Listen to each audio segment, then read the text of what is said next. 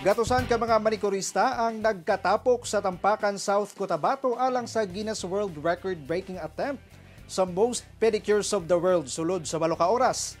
Nakabot ka nila kini. Atong sayron pinaagi ni ining report.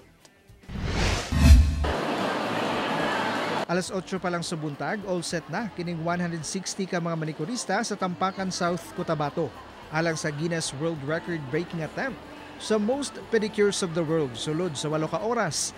Target nila nga kliyente kapin kulang 2,500 aron malabwan ang record sa kasamtangang world record holder nga Toronto, Ontario sa Canada. Alas 9 impunto sa buntag, gisugdan na kini. 2, 1, Kudkod didto, kudkod diri. Gani 10 minutos pa lang ang milabay, nakahumana og usa ka kliyente ang manikurista nga si Dremy Belarmino. Ay, paspas na po sir para dalagang Unsa sab kaha ang masulti sa iyang kliyente nga si Corazon. Masarap kay wala na anad akong tiil o limpyo nya okay man siya, maayo man siya mo kuan. Tsaka prepod. Halos dili mahulugan og dagom ang linya sa mga tao nga buot magpalimpyo. Human sa 8 ka oras, sa tala sa Tampakan LGU, 1,447 ang nalimpyuhan sa mga manikurista.